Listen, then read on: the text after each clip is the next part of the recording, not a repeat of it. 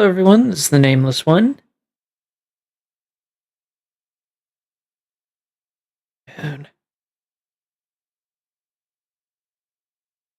Moon, that's your cue.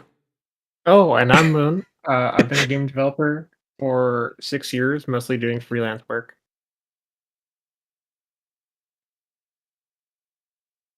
We're going to have to work on that.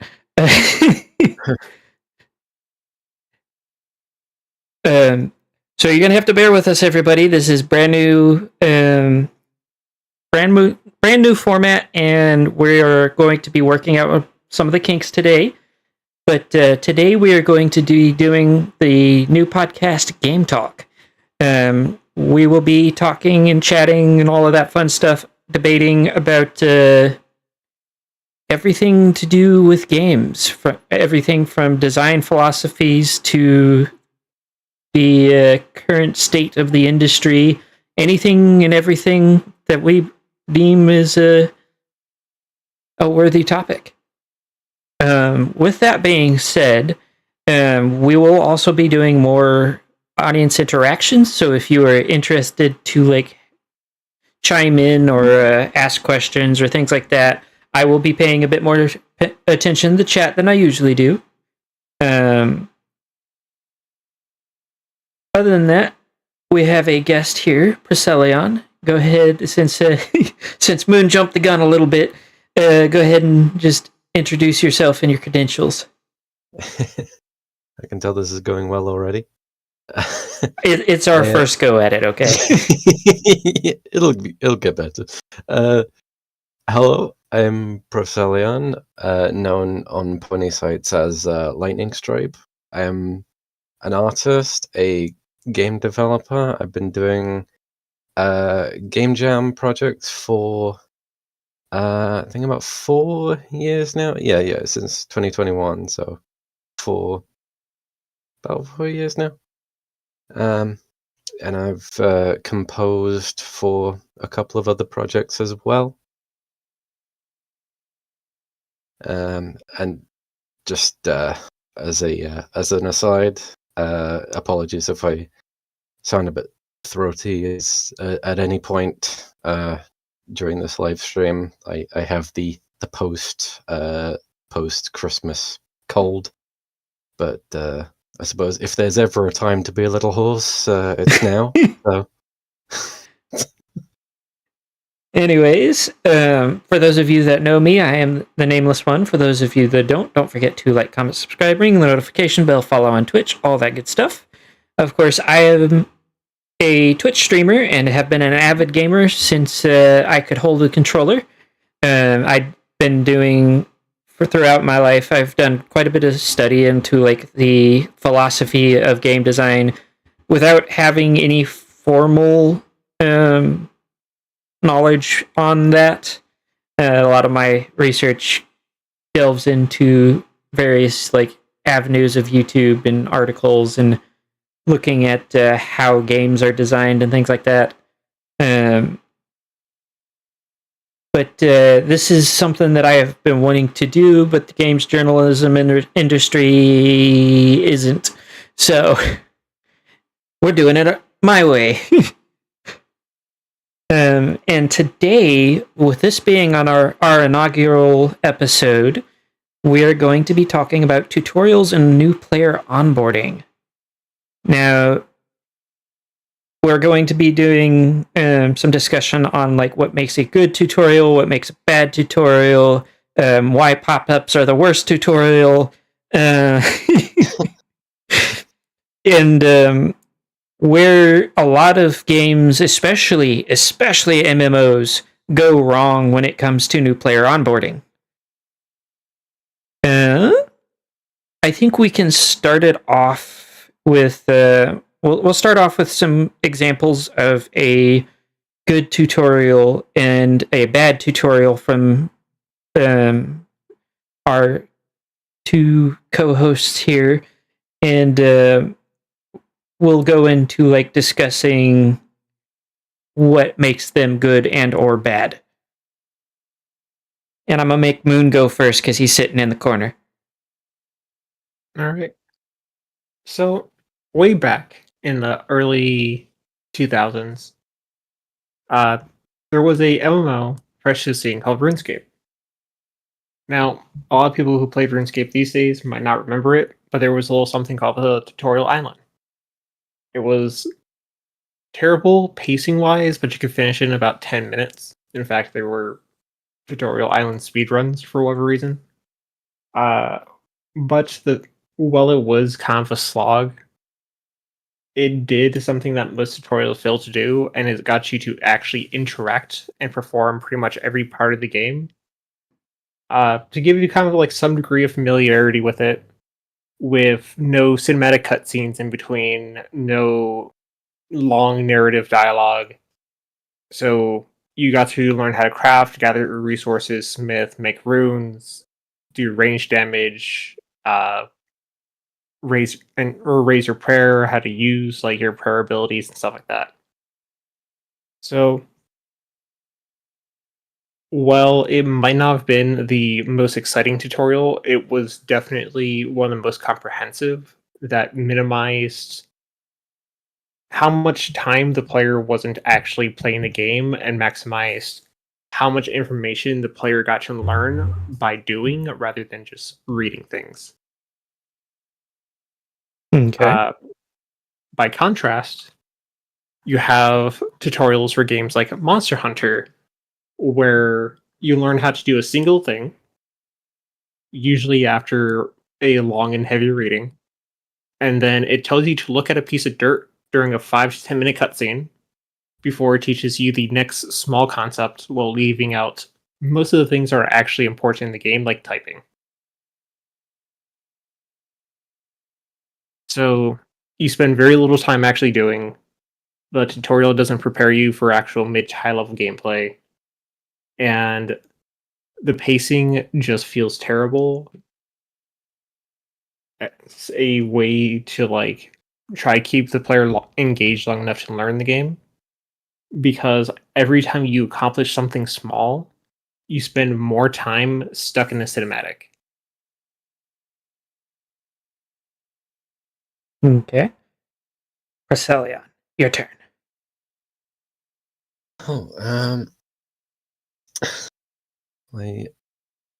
yeah, I was kind of racking my brain for a bad tutorial there for a second.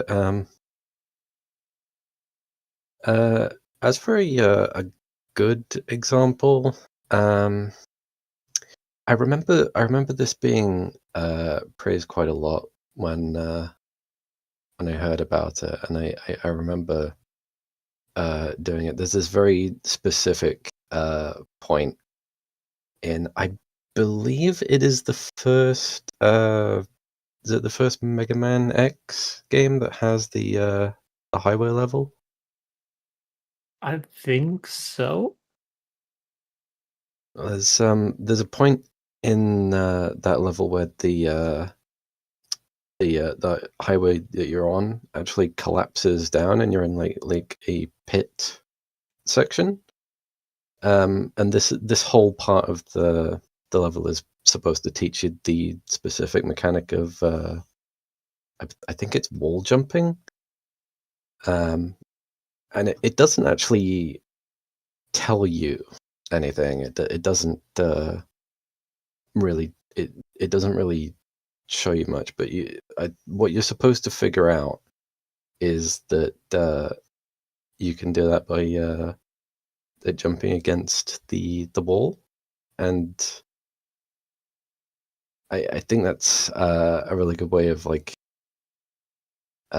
putting the player in a position where they kind of have to learn, because the clues are all there already, but it's the player that has to piece it together. So they have to have that So I actually, sort of aha moment. not to interrupt too much, but Total brought up a really good point. So what I like to call those kinds of tutorials is the invisible tutorial. And with that, a very stellar example of that is Portal 2. where I was gonna bring up the first Portal actually a little bit. I was preparing to bring up Portal a bit later. well, actually, both Portals are really good at it because like they don't hold the hand of the player, which a lot of players, if you ever watch people play games, especially newer people, if the game basically takes the control away from the player, they tend to like get very frustrated with that.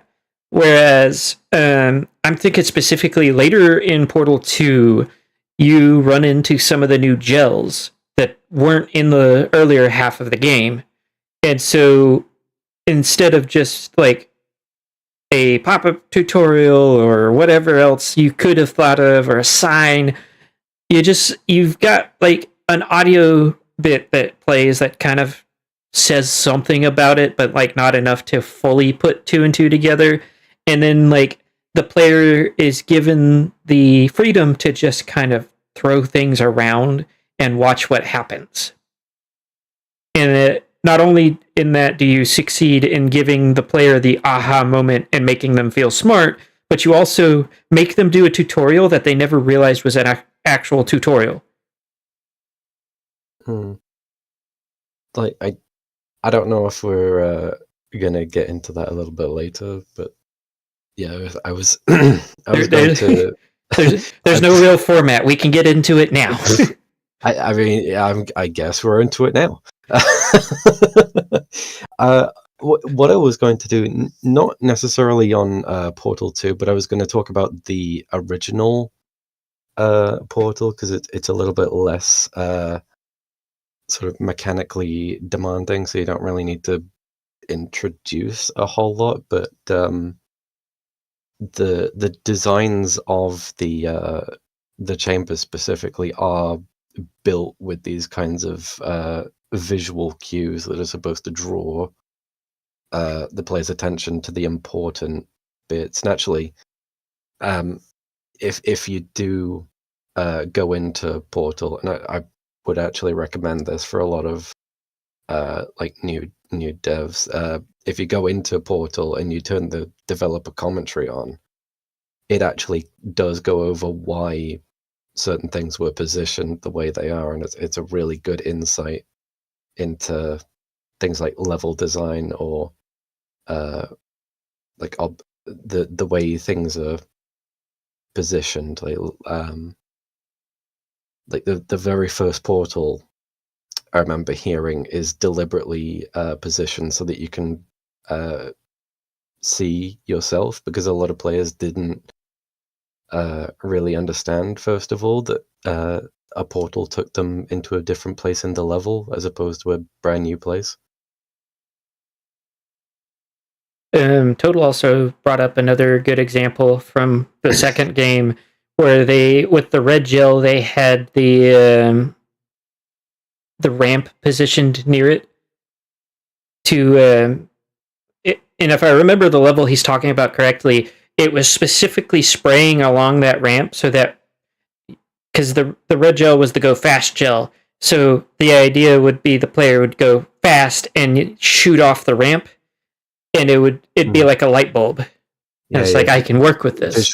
Visual cues like that, especially in like levels where not much is going on besides that those can be really, really helpful.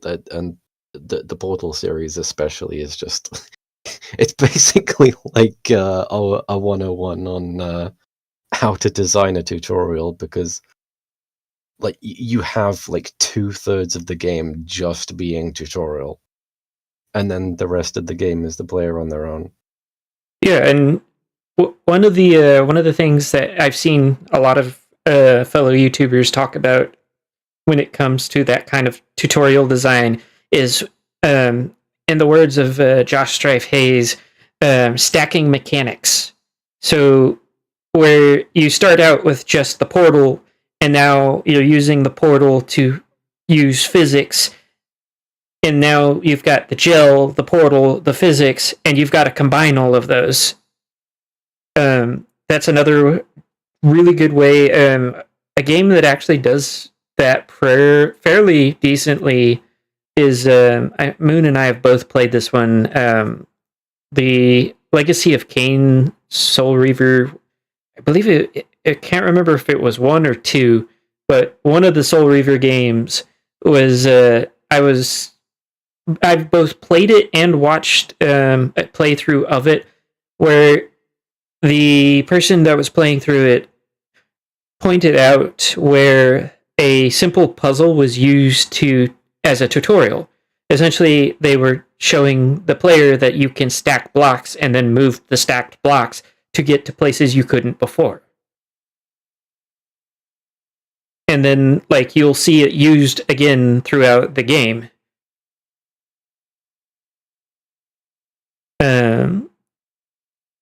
Since I've kind of commandeered this, do you have anything else you want to add to that? Any bad ones? Does Moon wanna hop in? So, as far as specific examples go, I can't think of anything offhand that to name as like a specific. But I think it would be good to kind of discuss the kind of constants between tutorials that people generally regard as good and tutorials that are kind of really rough, whether or not because it's like they just don't teach you what you need to know, or they're just so poorly put together and the pacing is so bad that it just doesn't keep you interested long enough to keep playing. I have a couple of decent examples for that. I know that with the first one, I would point to the example of like the Doom games, specifically. I think 2018. I think it was the one that spun off into Doom Eternal. Every time you get a gun, whether the gun is simple gun or complicated gun, pop-up tutorial, and you are stuck until you get rid of the pop-up. And I have heard time and time again from so many different players, God damn it, quit putting pop-ups in my face. Oh, is it 2016? Cold corrected me. Apparently it's Doom 2016. But the jarring nature of pop-up tutorials, especially for things that the type of players that would be playing a game like Doom or Doom Eternal, because Doom Eternal was pretty bad about it too, because they'd have like intuitive game design, and then like it was almost like an executive walked in and is like, I don't know how to do that. Put a pop-up. And it is just like, you go from like, oh, I understood that, and I'm using this thing, or like using this weapon, or like gun is so simple, like why would I need a tutorial? And then you'll be like partway through using it, and then all of a sudden you'll get a pop-up just like, I can't remember which area it was, but there was an area where you had encountered something on multiple occasions, and then they finally decided that's when the pop-up needed to happen. Yeah, when you've when you've already gotten used to the mechanics. Yeah. Now, as for the second one, so I play quite a few MMOs, but which MMOs are often plagued with this kind of problem, but one in particular that I have found that most of the people that I've played it with would not have played it without somebody showing them the ropes was Warframe. And Moon can also vouch for this one because of he actually played it more than I did at one point, or earlier than I did, I think would be the word that I'm looking for. Yeah, much earlier in the development. And even having tested the new player experience, even now, so it gives you the most basic gameplay. So like, bullet jumping, running, gunning, using your abilities, all that simple stuff. and then it lets you loose on every other system in the game without so much as a pop-up. Which, for those of you that have not played Warframe has a very complex modding system. Warframe expects you to essentially know what you're doing when it comes to that.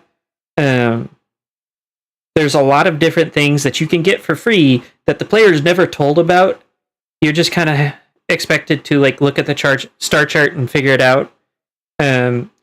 Honestly, there is so they have essentially little floating pet things that help you along your way, and there's one of them that is essential to, especially to new players who don't know what's going on. That has a mod called Vacuum, where it basically just it is what it sounds like. It sucks up everything around you as far as materials that you can get and ammo and stuff like that. And I have seen so many players quit because they've said it's confusing. They've said that it's too hard to get the materials that they're grinding for, even if they go to the places they are told that it's supposed to be at, and they have no clue what's going on in general.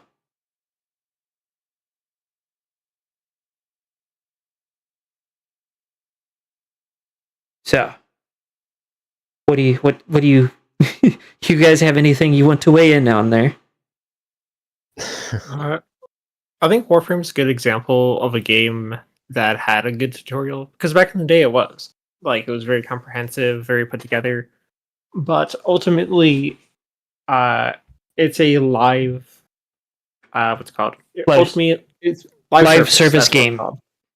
It's a live service game which demands constant additions, and developers get so caught up on the new stuff that they tend to neglect the new players or the new player experience until the new player experience is so far disconnected from what the game is that new players can't really get into it, and sometimes even with the help of other people they can't quite get into the game. Yeah. I feel like I should preface what I'm about to say with I am not a dev, nor am I a live service dev, so I don't know. But I feel like any live service or MMO or anything like that, where the game is going to constantly evolve, should have a tutorial that is changed along with it to fit what is added, so that you don't have a player that hops in, they do the tutorial, they think they understand the game, and then they get out there and realize that they played the game with training wheels, and now the game it's like that one meme where it's the dude, and then there's a guy behind him with a bat, and there's a guy behind that one with an even bigger bat, and the dude's even, and then there's this eldritch horror behind that one with an even bigger bat. Yeah, but that's what a lot of live service games turn into, and you might as well just stick the subsequent names for major updates onto each one of those. Yeah, I've experienced that, not necessarily with Warframe, because I haven't really played Warframe, but I've kind of experienced that sort of dissonance between experienced players and non-experienced players. Weirdly enough, through the medium of fighting games, because a lot of the fighting games that are coming out, especially recently with all the the sequels, especially the sequels, Yeah, they either seem like they're expecting players to have some knowledge of the previous game, or they expect a player to have come from another fighting game that's similar to that. I actually I think I felt that way with Rivals of Ether 2 when I first jumped into it. I think it expects people to know what the mechanics of Rivals 1 were, because I didn't find the tutorial particularly comprehensive, whereas the tutorial, I don't even think Rivals 2 has much of a tutorial, if any, but the tutorial for Rivals 1 was almost a little bit too comprehensive, if I'm being completely honest. It goes over pretty much every mechanic in the game, and it sort of feels like you're expected to remember it, which it is quite a big problem I found in a lot of fighting games that do tend to be mechanically deep. I actually have two things to say to that. One, there are some fighting. I can't even think of an example, but I've seen it before where fighting games will have tutorials that you can go in, and all you're supposed to do is practice the one thing that you went to practice. And I feel like that's a good way to like having that available is a good way to like onboard more new players in a fighting game. But the second thing I wanted to say though is I feel like this is a problem with a lot of games nowadays, especially the ones that think they want to appeal to a broader audience, where they'll be like, "Oh yeah, you can do this," and then they'll bombard the players with these things, or the opposite, where they basically just expect you to know how to play the game already. Yeah, I saw that in the marketing for what was it? I think it was the first Nickelodeon All-Star Brawl that actively advertised the fact that you can wave dash. It's like, okay, cool, but What's how a many wave people dash? know? Yeah, exactly. What's a wave dash? How is someone coming in supposed to know what a wave dash is? Yeah, like I only know what that is because I have heard like high level player lingo from Smash Brothers. Yeah, exactly. And a lot of the people who are going to be picking this up, like it's a Nickelodeon game, so clearly it's going to be marketed, or it's going to appeal to likely a younger demographic who who have never touched one of these games before. Yeah. And there's always that distance between, especially if you want it to be a competitive game, there's always going to be like that distance between the people who come from a competitive scene and the casuals, which is how which is why onboarding really what makes onboarding really important to get new players really like used to the mechanics of everything. Moon, do you have something you would like to weigh in with that?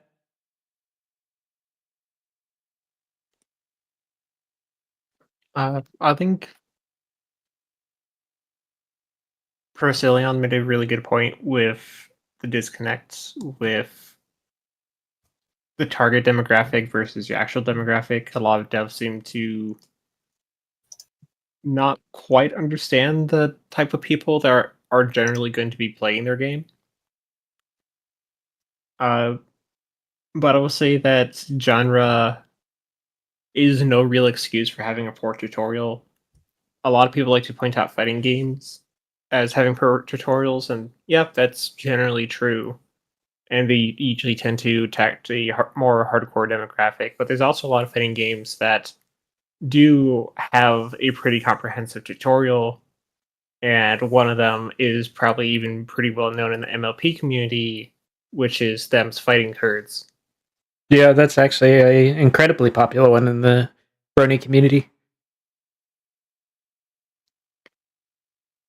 It's a tutorial that actually takes the time to kind of build upon itself, teaching you the little nuances. And while there is some comboing for the most part, it kind of equips you with all the tools that you need to both play the game along with countering general different types of moves.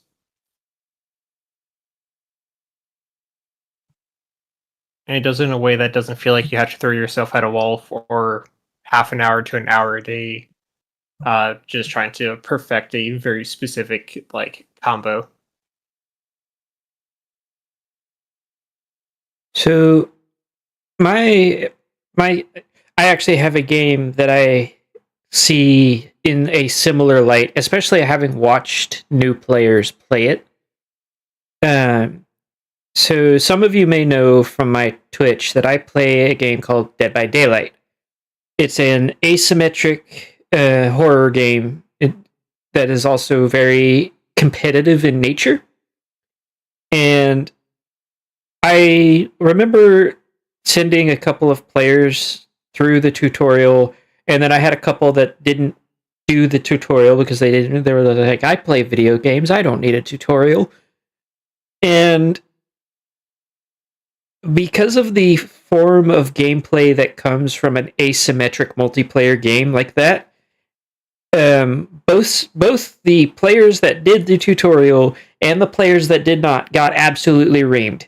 It was not even funny on like how badly some of them were doing, because the mechanics that the tutorial explained were the absolute bare bone basics of like, you can fix a generator, you can hide in a locker, you can try and wiggle off of a hook, you can heal people, have fun.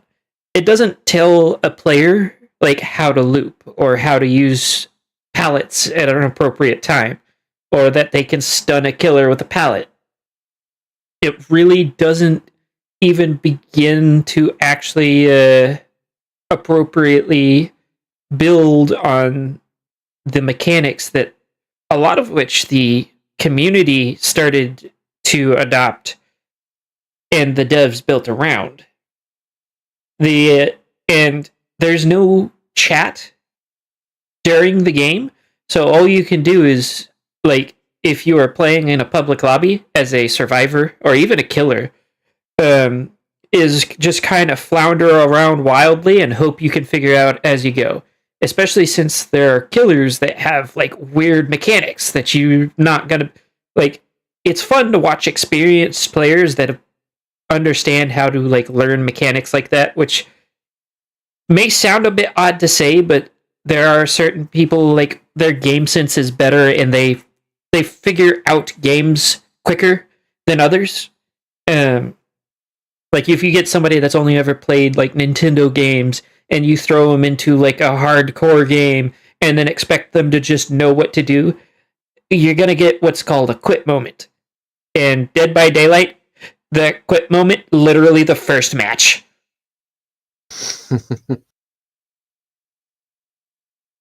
But I think that a good thought experiment here would be to choose. Let's choose a game, and then see if maybe we can like brainstorm some ideas to maybe like fix a busted tutorial. And we'll do one game for each of us. How's that sound to you too?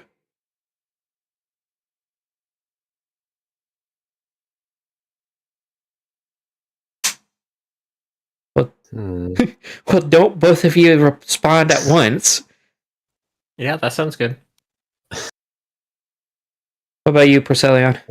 I have to think of another bad tutorial now. I mean, if it's one that's been mentioned or not, it doesn't really matter. It's just a bad tutorial, and like we'll talk about like ways to fix it and why we think that would work. Moon, you want to go first?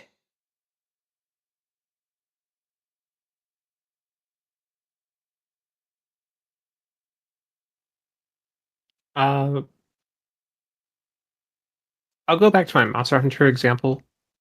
First thing that's wrong with the tutorial ultimately is pacing. It does a lot of like cutscenes that takes the control out of the player's hand, and while they do look kind of cool, like ultimately, if the player wanted to watch a movie, they'd watch a movie. Yeah, and some of those cutscenes, oh my god, are they boring? Firstly, cut those out. Secondly, it teaches you a little bit of combat at the beginning. That's kind of neat. After It's been a while since I played through it. Uh, Doing a little hunt on the way to camp is good. From there, they kind of should taught you how to use the shop by making you buy a few items that you would need on your next hunt. And then for the kind of tutorial hunt, they should have taken more time to actually explain that there is a difference between catching a monster and killing it, as far as like what resources drops and what you get out of it. It shouldn't have happened in a cutscene or some pop up, as or game the seems to- handler screaming it at you because nobody listens to her. I'm not even going to talk about the handler. In fact, remove her entirely. Make it a 10 out of 10 game. Remove the handler. That handler almost made me quit the game so many times, and then I realized, oh, it's because you're supposed to be the best hunter, so they give you the dumbest handler, so that way she's less likely to die. Or can at least that's how I justify it.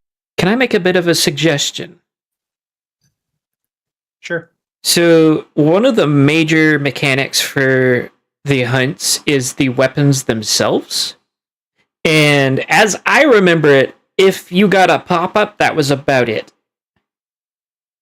So having like a quest system where a new player has to play through certain missions to like get themselves familiarized with their equipment, where they go out on a mission with like a pre-set up like, you know, bug glaive or horn or whatever, so they can get a feel on how to use those weapons, and like, you know, teaching them some of the better tactics with it, like the charge axe, using it to set off a bunch of barrels on a sleeping monster, or even just how to use the charge axe in the I forget the other one that changes, but like it would be something that would like very much pull up the tutorial to a more useful degree. I agree with that. I think instead of having the player intentionally destroy barrels near a sleeping monster, because the game does teach you about placing traps and items, is have a little bit more time spent on that. Maybe have you blow up some rocks that show some like little damage numbers or something, and then let the player discover that they can actually like essentially build off that themselves to then realize that they can destroy monsters or blow up monsters that are sleeping. Yeah, that seems doable. Equipment. So your starting equipment is like terrible, so much so that like in previous Monster Hunter games, they've got you to try out some new weapons by having a little tutorial where your weapons just kept breaking because they're not meant for the type of stuff you're like hunting. And I think using that, where like you essentially had a series of mini hunts where it's like, oh, your weapon broke. Here, try this one. And then you have to be like your next hunt with that weapon.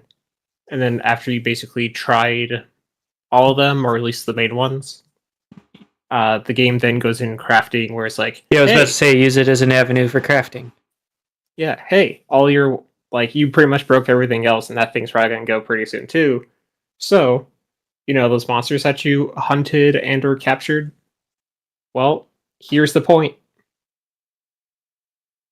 Yeah, because there's a lot of very complex weapons for that game, so it'd definitely make it very difficult to fix that if you didn't like teach somebody like, hey, if you do this, this does this. Instead, you just dumped a bunch of equipment on them and said, have fun, like they do now. And some things are so hard to learn unless you actually are forced to take some time to learn it. Like the horn, just have some AI hunters because they've had them before to or that you need support with it to try to teach you how to like support with the horn. Bug stick's a little bit weird, but it's not actually that hard. You can probably learn it about The halfway through. charge axe. Oh my god. I remember, so I recently re-downloaded World and was like, oh, I'll give it a play. And I was equipped with a charge axe, so I was like, oh, I think I remember how to use this. I'm gonna go outside and use it. And oh my god, I could not do anything with it because I couldn't figure out what the hell to do with it for the life of me. And if I was a new player and didn't know that I could just go switch to, the big heavy sword or the bug glaive or something like that, that's a lot easier to use, that would have been a very easy quit moment for a new player.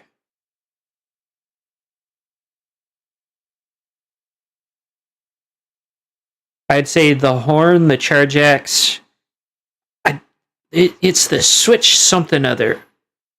Those three are three of the hardest weapons in the game to master without going into combos like the katana or longsword or whatever the fuck it was called.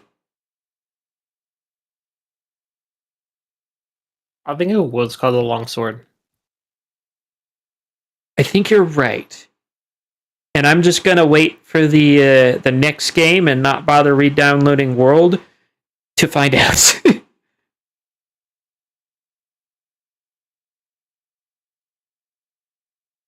That all you wanted to say for that one, Moon? I mean, that's the main things that change. Learning how to break monsters, parts, like, that's going to come with just playing the game as you realize, hey, smacking the tail breaks the tail. And affinity and typing is something that's always been a little bit hard to teach. The best way they could probably do it is have you start a hunt that you are wildly inequipped for, give you something that actually has a decent affinity against what you're trying to hunt, and then let you realize how much of a difference it actually makes. I think that another upside to so like you said, that you're supposed to be like the quote unquote best hunter. Don't do that. If you are the chosen one, then how are you supposed to learn from people that are better than you in order to become the best? Because God, I've seen some of the people that play Monster Hunter out there, and if they're the best, then how did this civilization survive? So don't give the oh, you're the best we've got bullshit. Let them be a rookie. And then have people that are better at them show up and go, "Oh my god, why are you using this? This does not work against this monster." And shit like that. And explain to them what's going on and why they're doing it wrong. Because then you also narratively tie it in a way that doesn't feel jarring. Because if you're under the wing of some better hunter that you will eventually, throughout the course of the game, be expected to surpass, then you've got a mentor that can poke and prod and go, hey, I hate to break it to you, bud, but this monster versus that weapon, not going to go well for you.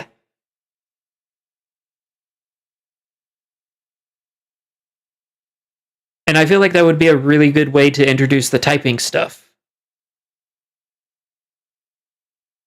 Kind of for those that don't know, Monster Hunter has a loose Pokemon style typing. So there's ice monsters and you want to hit them with a specific opposite type to do the most amount of damage. But if you hit them with the same type, they take a lot less damage. That kind of concept.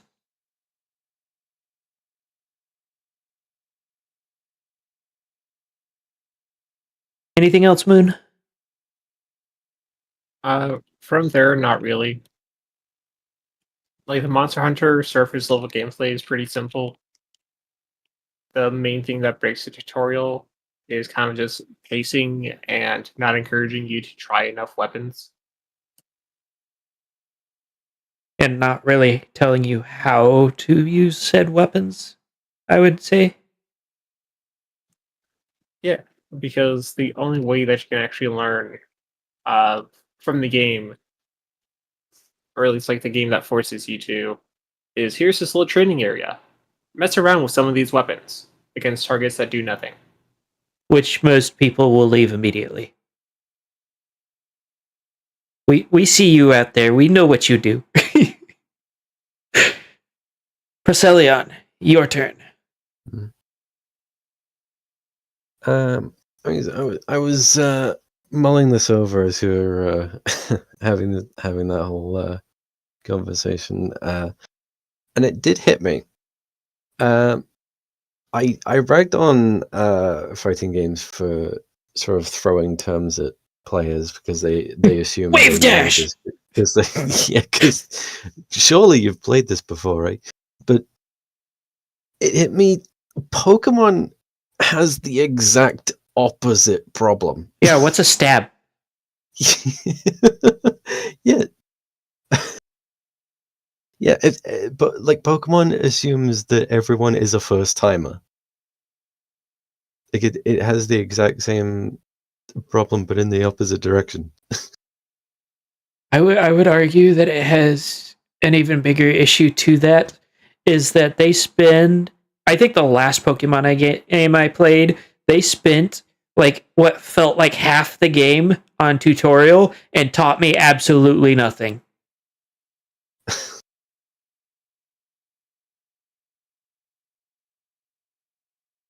But yeah, that is actually a really good point with Pokemon, that it's the opposite problem, where it's like too much hand holding but not in the right places. Yeah, exactly. They spend so long. They spend so long teaching you about what a Pokemon is and that you can catch them. Yeah. They don't really go into the whole stab thing, and they kind of talk down to you when you get a like a critical hit or a super effective hit or something. Like I think it's literally only the most recent games that have given you dialogue that you can skip because you know it already. See, I think one of the issues with Pokemon is that it thinks that it's a super niche game that nobody plays, despite the fact that it is the highest grossing IP in the world, and that even the people that can't tell the difference between Nintendo and PlayStation can tell you that is a Pikachu. It may be the wrong Pokemon, but it is a Pikachu. So trying to handhold a player, like, I get Let's Go Eevee and Let's Go Pikachu. Those were specifically geared towards like little kids, compared to, Scarlet and Violet. I actually haven't played Scarlet and Violet. Unlike the games with like brand new unique mechanics, like Legends had the whole style gimmick with agile style and like the stronger style. Yeah, that's quite a big important part of the gameplay, so I can forgive it when it's like a fundamental change like that, but they still spend a lot of time going over the basics that anybody who's played Pokemon before will already know by now. yeah, that seems to be an issue with quite a few. I'm just, this is a slight tangent, but can I say that I am so glad that games have progressed mostly past the please look up, please look down, left, right, walk around, jump. It's like, I get it. There are people out there that need to know that kind of stuff, and they're normally new players. I mean, we covered Portal 2 right at the start. I'm fairly sure Portal 2 does that. It's also very early into gaming, where before gaming was the mega industry it is today. Nowadays, there's not really as much of an excuse to spend a 5 to 10 minute section of your tutorial of this is how you look. Now look this way. Now look this way. Yeah, we don't need the old, like, Halo did a really good job of disguising what it was doing. As, like, honestly, there's no good way to, like, avoid a player who knows what they're looking at from being able to go, yeah, you're just teaching me how to look around. I know how to do this shit. But nowadays we don't have players as often that need that kind of introduction. And when they do, my experience is most of the time either they figure out the controls on their own or they have somebody there helping them. Yeah, I think a lot of that is due to the fact that it was new technology at the time. Yeah. Like the even the analog stick didn't come around until oh my god, until it was not standardized. Yeah, it was not standardized. I remember I was trying to play Blood Omens 2. Holy shit, those controls were so painful. I have never had to use the select button so often. Yeah, but I think we've reached, as you say, a point in like technical literacy to where we can kind of figure out what buttons are move and which buttons are look around. Mainly because the designs of the controllers are just built that way. They're built very like intuitively. Yeah, it's very standardized. It is not very often that you come across games. Yeah. I just saw in chat there is a comment saying yes, Portal 2 does do that, and Wheatley is completely. They by what the player is doing. I think the term for it would be that they subvert the expectation of that mechanic. I think they frame it in a way where they're like testing for brain damage. So yeah, they've at least got a little bit of context for why they're doing it. They do a really good job of like making it less of a God, I know how to play a video game, and more of a they're laughing with me at me. Yeah, it's a very satirical take on the whole thing, which makes a lot more sense when you look at Portal 1, because it doesn't have that. You can just get up and move around, as GLaDOS is giving you the whole spiel at the beginning.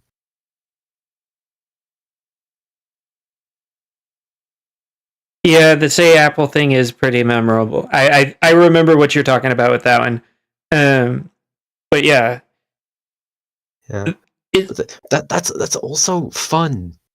And that's a really good point. Make tutorials fun. Not pop-ups. Please. No, pop-ups are not fun. I will die on this hill. Pop-ups are the worst way to teach anybody anything. If you know anything about a gamer, one, they do not like feeling stupid, and two, God, they're not going to read anything, or if you give them the option to skip a tutorial, 99% of them will. That's why you got to build it in. Yeah, that's why the concept of an invisible tutorial is so much better than even the tutorial island. I was actually watching Josh Strife Hayes, where I have gotten a lot of my passion for this study of game design. Him and I think his name is Rasputin. But I was watching him talking about MMOs because that's kind of what he's known for, and he was talking about it, and he mentioned that the tutorial island has very often no consequences or bearing on the story, and even more often players are essentially told that you have no reason to care about this in some way or another, and thus why would they? If you build up this conflict that's happening and then all of a sudden nothing happens afterwards because of it, then you've basically just told them it meant nothing, narratively speaking. So why should they care any further? Y'all remember when the dream tutorial was a thing? I believe, didn't they do that for? I'd like to say Fable was a Fable, Dragon Age. Actually, now that I think about it, a lot of fantasy games were guilty of that. They didn't know how else to fit it in, so they just decided to make it a dream. And some of them did some pretty interesting things with it, like Fable. It actually ties into the game can't later. say I've ever actually encountered that. The basic concept is basically player gets dropped into the scenario and things are happening, explosions. No. I think I did encounter that once. I believe it was in the beginning of Vex, the PS2 game Vex. I don't know if I've actually played that one. I think that tutorial is like in a like a void of some kind before you actually get into the game. I don't know whether I can't remember whether it was a dream exactly, but it was a similar like concept that it was in this void area. Yeah, it's kind of like the idea. Talking about? What's up? Oh, I was saying, I think I vaguely remember it. Yeah, Vex with 2 X's. It's kind of like the idea of like having just the training area. By the time the player starts playing the game, they're not even going to remember it existed. Because I remember, or a lot of games do literally have like a training area or a dojo for that kind of thing. Helldivers 2 actually has like a literal training area.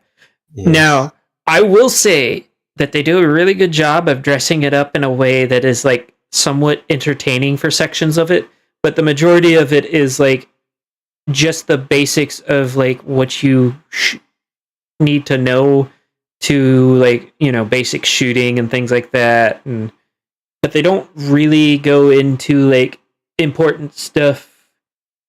So they leave some important things to the way they design things. Like for example, I had somebody that was complaining that I was playing with on Helldivers because they didn't know where to find the new guns. Like you can get new guns from the what's it called? War Bond.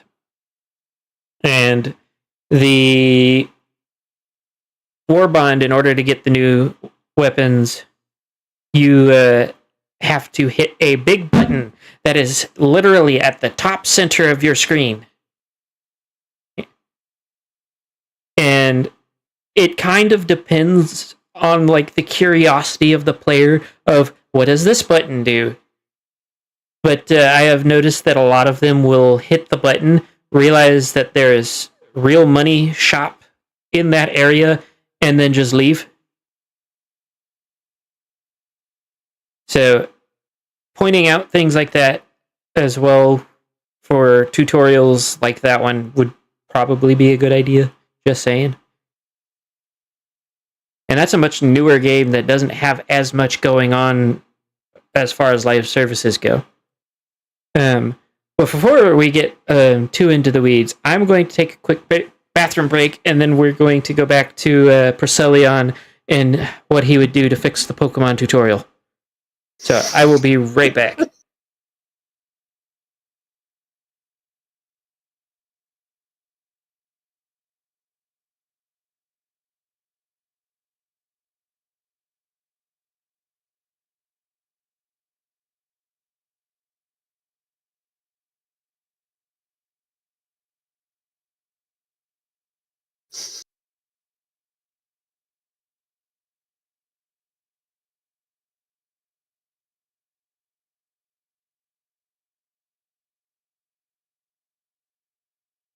Also, for those of you watching on the live stream, don't forget to ask questions.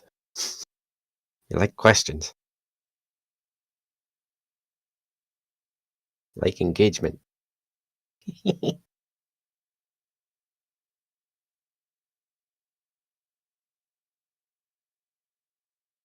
Gotta make this a Q&A session. Where are the questions?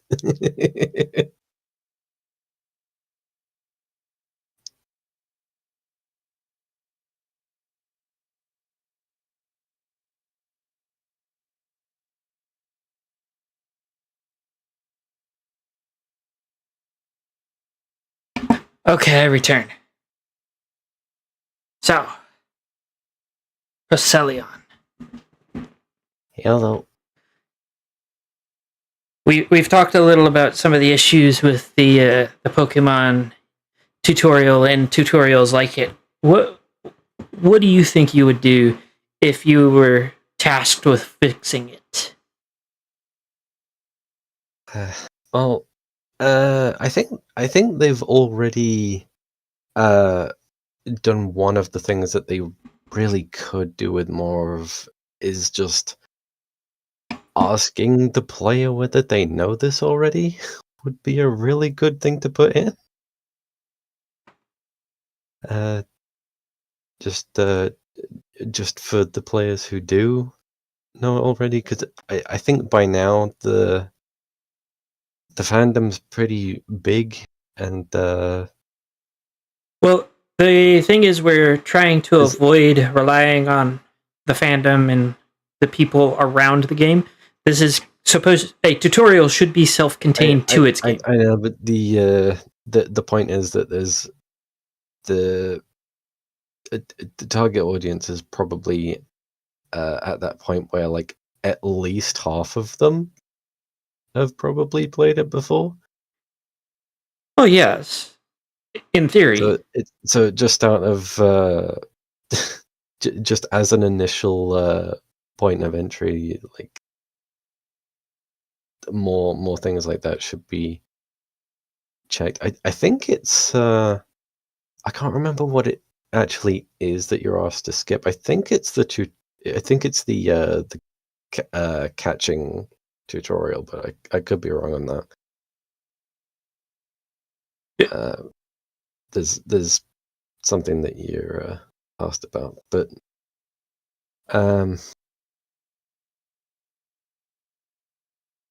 honestly, a lot of it, to me, it feels really really slow. Is the main kind of problem for me. Like I remember Sun and Moon's entire first island is basically the whole tutorial, and they don't really find a way to make it interesting or engaging. It's kind of just a slog. And you compare that to some of the earlier titles, like I think Ruby and Sapphire. They portrayed that first battle as like an urgent thing. Mm-hmm. Actually, I would say that the very first game did a really good job with that. Because if I remember correctly, you get attacked by a Rattata, and you have to go and either use the Pokemon that you already had, or like it was before you properly had a Pokemon at the time. And then that's when you get to make that first choice of starter.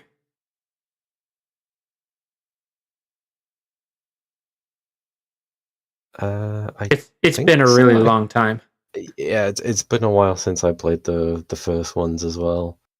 But They found a more like engaging context in the early days, for sure. And even the first rival battle in Gold and Silver, like you find out afterwards, like that that he's like stolen the other Pokemon. It's like it's setting up that kind of context. so I've got a few thoughts once you're done. The recent yeah, the recent games, I think they've been a bit more formal from what memory gives me. Like you're literally forced to go to a school a lot. I think the word you are looking for is sanitized. Yeah, It feels very clinical sanitized. in nature. Yeah. Actually, a lot of that bled over to.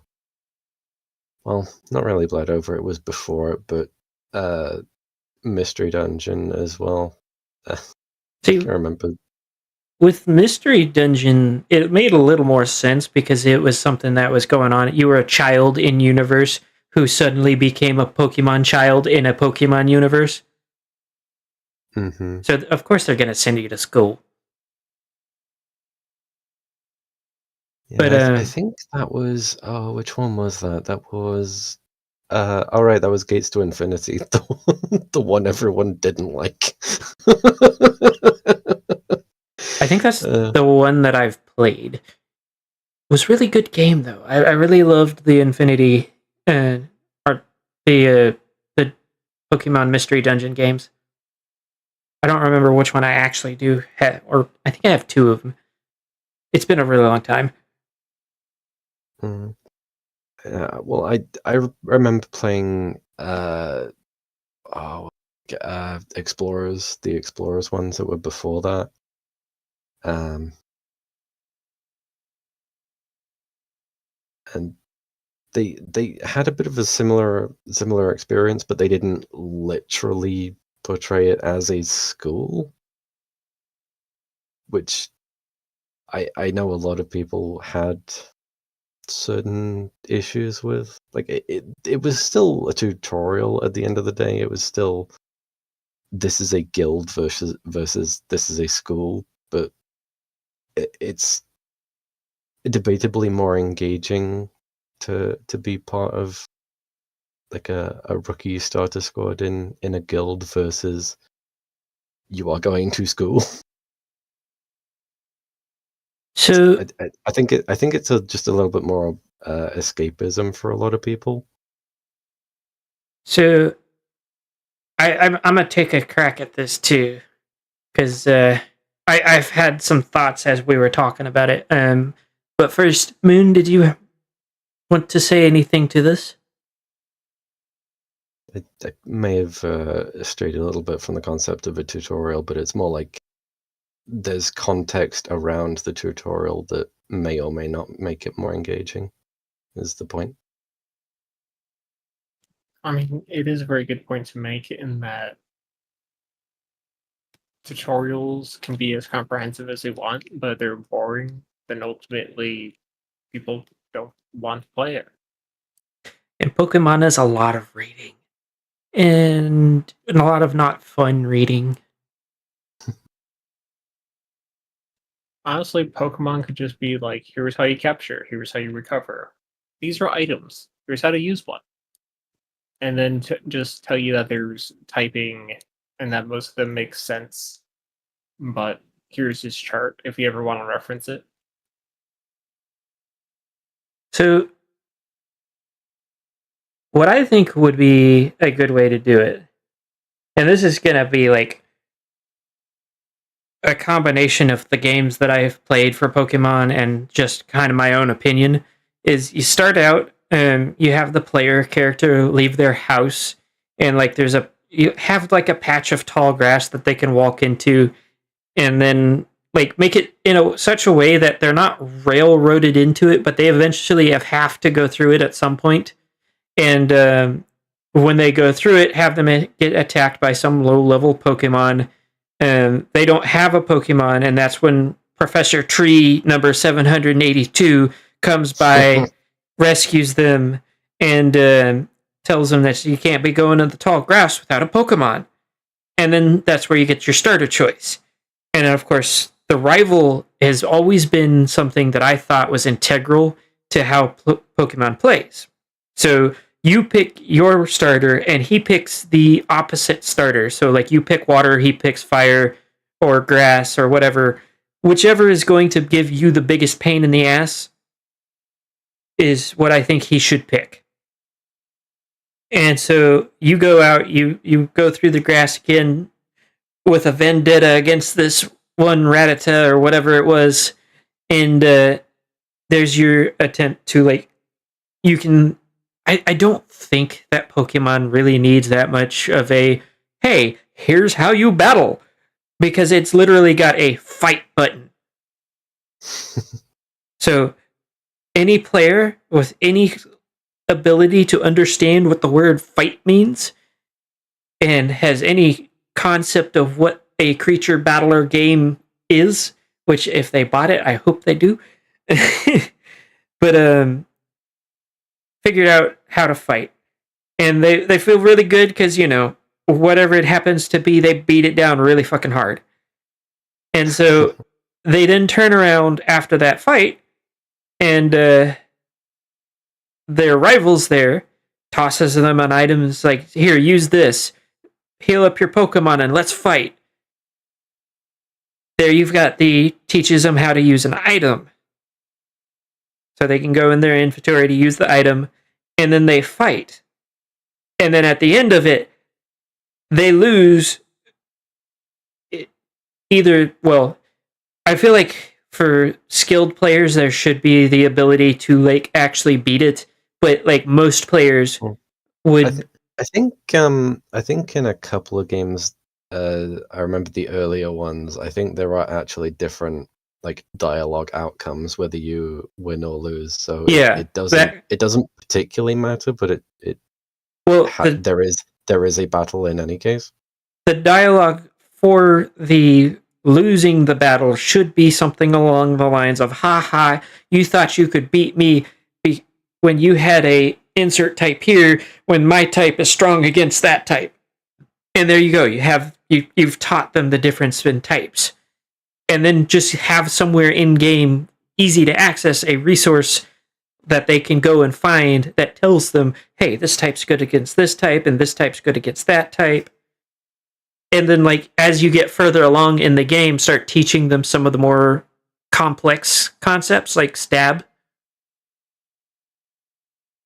And I'm pretty sure that would be something that would be more enjoyable to a player than spending literally an hour listening to people talk about story you didn't care about and trying to teach you, like you had never played a video game before, how to play a Pokemon game, which is what Sun and Moon was. Oh my god, I hated that game so much for just the tutorial. It is literally that whole first island too. Yeah. Literally a fourth of the entire game is tutorial. Yeah, if you get to that point, then you're doing it wrong. Especially if you make all of your players want to cry just because of how goddamn bored they are. I'd say that when I just praised the Portal for having like 2/3 of its game be tutorial, but at least it's fun. I was about to say, it's fun, it's engaging. You don't sit there for cutscenes you have to read for like half of it, and it's doesn't feel like tutorial because it's what I said, it's what I called an invisible tutorial.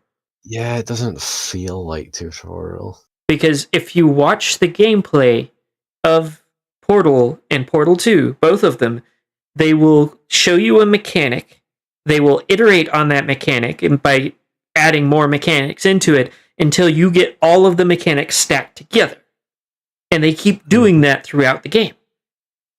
And what you did with the Pokemon example, I noted, was a lot more doing and a lot less reading. Yeah. I think that... Yes, yeah, getting players to sit down and read, just in general, not even tutorial, just anything, is a very hard task. I think that as far as I am concerned, if I would not want to play through it, if I like read through it on paper, like what I'm supposed to be doing, and I go, God, I really don't want to do this, then why would I want to suggest somebody else do it? Unless I really fucking hate them. But we're not playing that game. I forget that it's a Japanese game that is just... The fact that people have ever played it, the comedian that was responsible for it thinks it is the funniest thing on earth. Oh, yeah, I think, is it literally just called Takeshi's Challenge. Challenge? Yeah. Takeshi's Challenge, yeah. Yeah, that is a example of hostile design in games. We're not getting into that tonight, though. That's a whole podcast on its own. That's a whole other that's a whole other game to look. But I did want to bring it up since you mentioned a lot more doing and a lot less reading. A lot of older games, particularly ones on like older systems, did away with reading almost entirely. Like if they can get away with not showing text on screen, they showed it instead. Like the Show don't tell. yeah, exactly. Like when you get the morph ball in Metroid, yeah, it might tell you, oh, you got the morph ball, but then it doesn't tell you how to get out of the place that you find yourself trapped in afterwards. You have to actually use the morph ball to get out, and when you use the morph ball to get out, you've then learned, oh, this can be used to get into tight spaces. And It's an immediate practical application of what you've just got.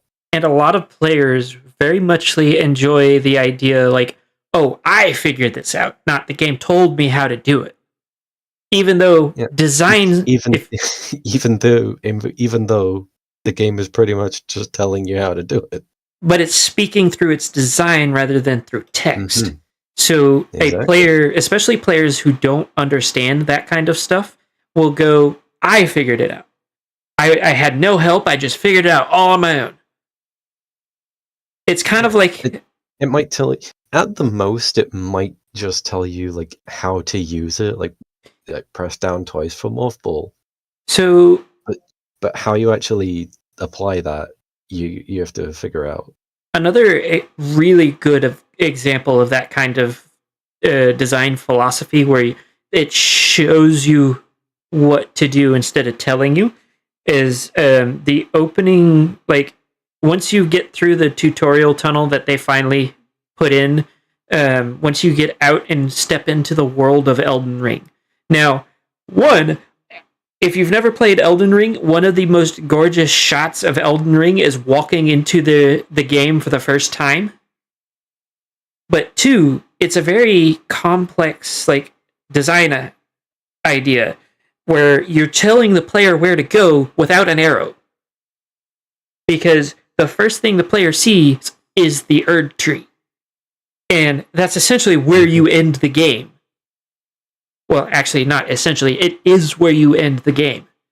And so that design already puts in the player's head, that looks really cool. I'm going to go look at that.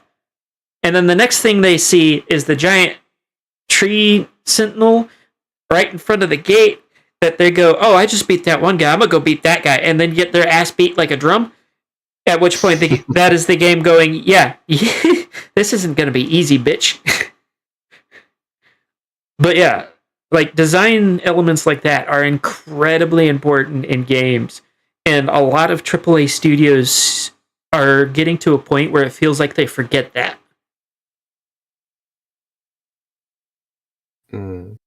So like reinforcing what the player can't do as well as what they can. Just like using design to speak to their players in general. Yeah, and sort of using that to, in a way, funnel them into the right direction. But like not holding their hand in a way that they feel intelligent for doing the thing. Yeah.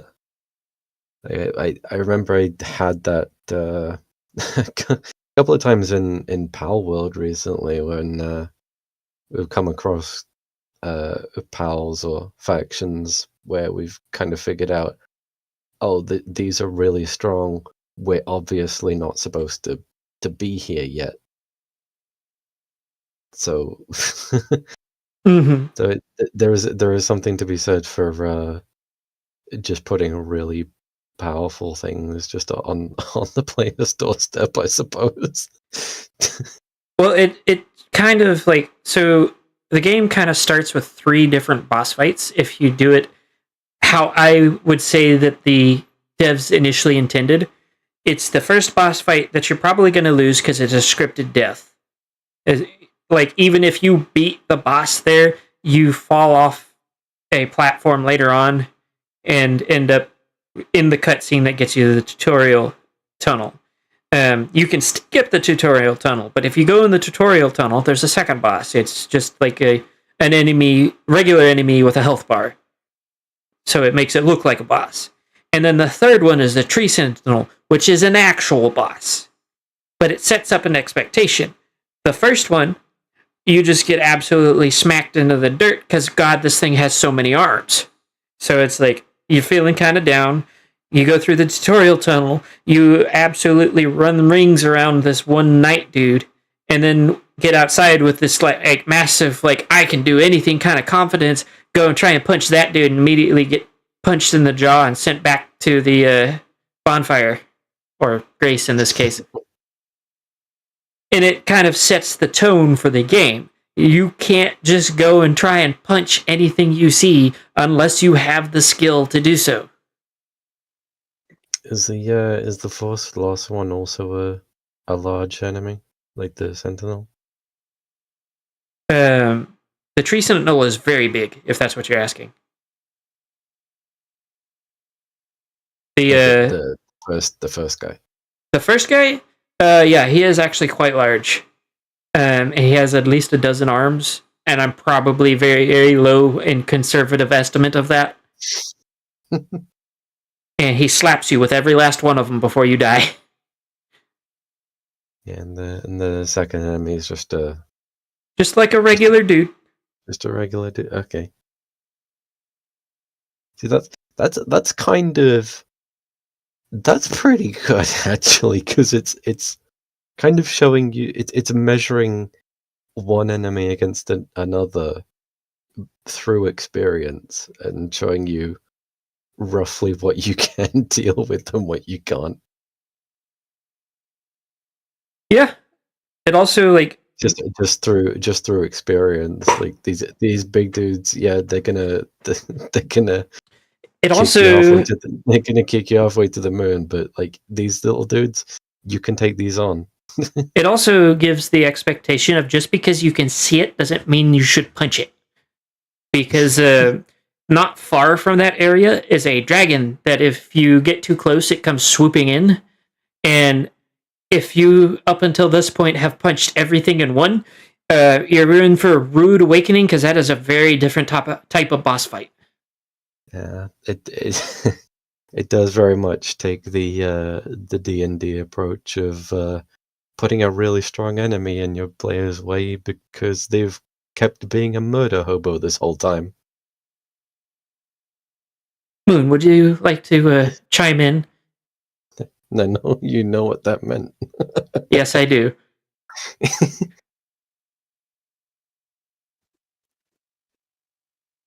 Yeah, Boone? I think Elden Ring also does something a little bit interesting with this tutorial, or its tutorial tunnel, as you called it. And that's the fact that the game kind of teaches you early on that there's these little messages that can be written. Because the developers play some, but some are also from the players. And the tutorial tunnel itself has a message in front of it, kind of trying to egg you on to go down into it. So I want to. Part of the reason that that's there is because everybody kept skipping the tutorial tunnel, not realizing that they could go down there because they jump in the wrong spot and die. So wait, that was an update? That was something they found during the playtesting. Oh my god.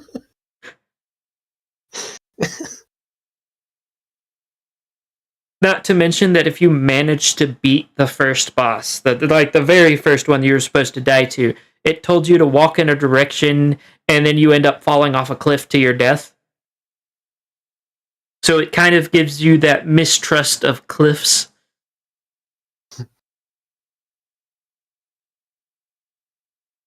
Anything else, Moon? Not really. I'm also going to note that you can chime in at any point. As as long as I know you are trying to talk, I will make sure you get the space to do so. Please do. No, don't worry, I understand. I just have a cat that insists on bothering me. Understandable. So now that you two have had your chance at your tutorial, I'm going to take a crack at Warframes. Because that one is just ungodly. So I will say that the very basic beginning of Warframe is actually quite good now. For like the most basic movement mechanics and things like that. Where it starts to fall apart is when it gets kind of pulled back into the old tutorial and you got to run around and do things on planets. You're not really told what you're doing it for. You get sort of pushed into the crafting mechanic, but it doesn't necessarily like teach you everything you need to know. It skips some very important mechanics in Warframe. What I think that they should do is, rather than making it difficult to get I call them the jelly beans because I can't ever remember what they're actually called, but they're the ones that start out with vacuum for the pet thing, is like part of the tutorial should be getting one of those and using that as a avenue to teach modding, because those are two of the biggest quit points that I've seen for players, and it seems like they rely too much on outside resources. A tutorial, one that is teaching you like even the most basic sections of a game, should never rely on outside material. If you have to tell a player to quit your game and go do something else, essentially, even if it's just like go read this wiki or something like that, then you've already fucked up. Because if you're already telling them to quit to go research things, they're going to go, I don't want to do that, and quit to go play other games. But once they've gotten through the mission and gotten the jelly bean, as I'll continue to call it,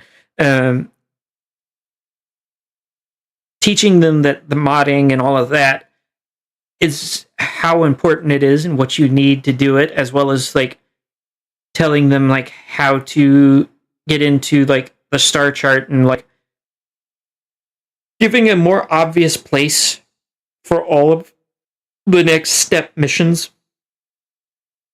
And this is a thing that a lot of games like Warframe, including Destiny 2, suffer from, where it's like, okay, we've taught you the absolute basics, have at it. And then they just leave. There's no tutorial, there's no telling you where the next best thing to do is, there's none of that.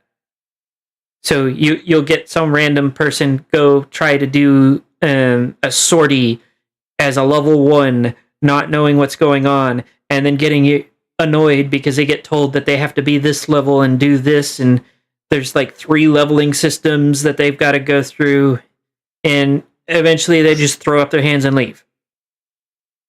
Now, because of how Warframe functions, I don't think that trimming the leveling system is going to help, but explaining it better somehow, it's going to be a very difficult task, given the structure of the game, because like even voice acting, like here's what this does, and like giving in universe reasons why it works and how it works and like what it means to the player mechanically, I think may be a bit of a stretch.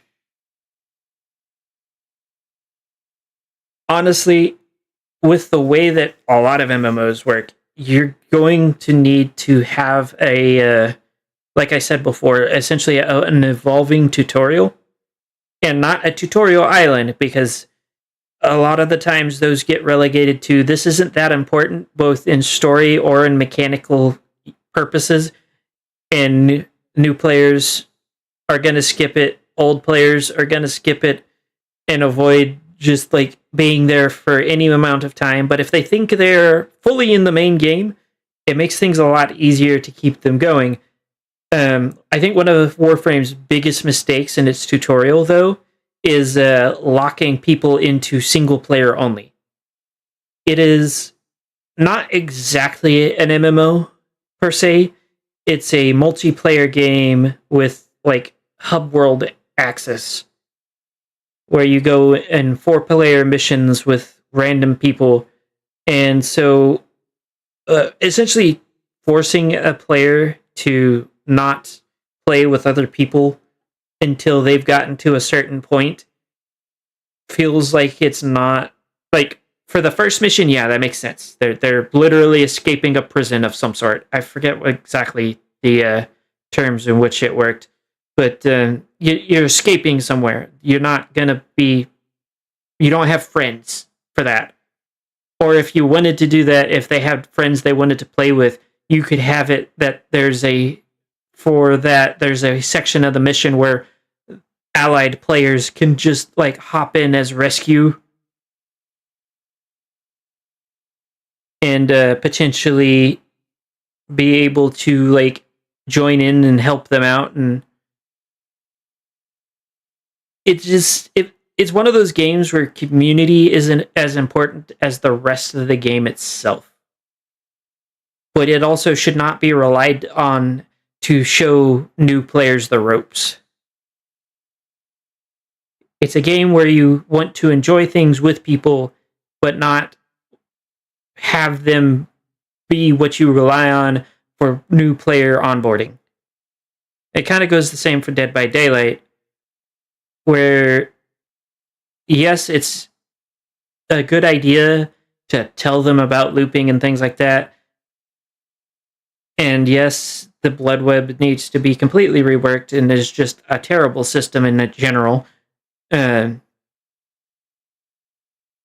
It wouldn't make sense to throw a player into essentially just a bot lobby to prevent them getting steamrolled by higher skilled players.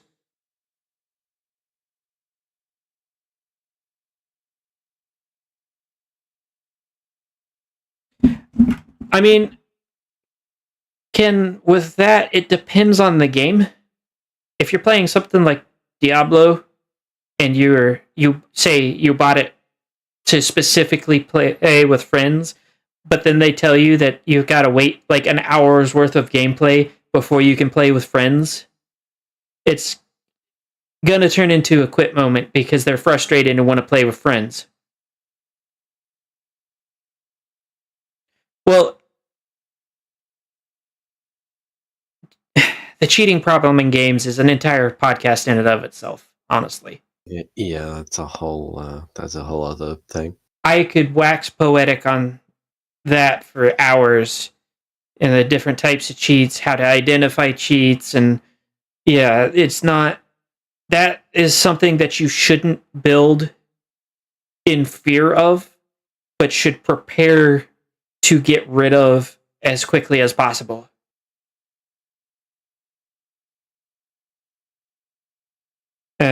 And nowadays, if you watch a lot of the cheaters, they get more and more intelligent. Okay, the cheats get more and more intelligent. The cheaters do not. So, like, they're not going as often where they're going, like, 60-0 in a 5-minute match with a 6v6 kind of game. But that's all I'm going to say about that right now. We'll have another podcast. I'm already liking how this one's going so far. So we're going to have more of these.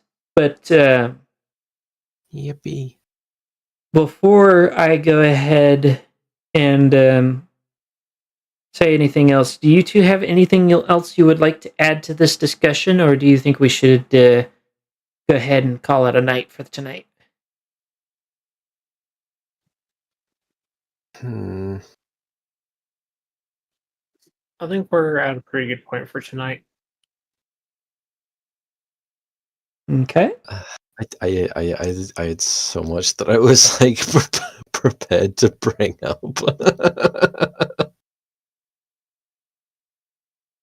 Don't worry. More than likely, we will be doing revisiting of topics at some point or another, depending on like the subject. But there's also I going. could do more of this. I could do more of this. it also depends on like other things as well. So I think for now we're going to go ahead and call it for tonight. For those of you that are still watching and enjoyed that and would like to see more of it, don't forget to comment, subscribe, ring the notification bell, follow on Twitch. I will be going live tomorrow with Lost Memories, Second Chances. I will also be doing Sunday's Heart of Darkness, and we will see whether or not this stream will be a Dead by Daylight or a Marvel Rivals stream. Well, we'll figure that out eventually.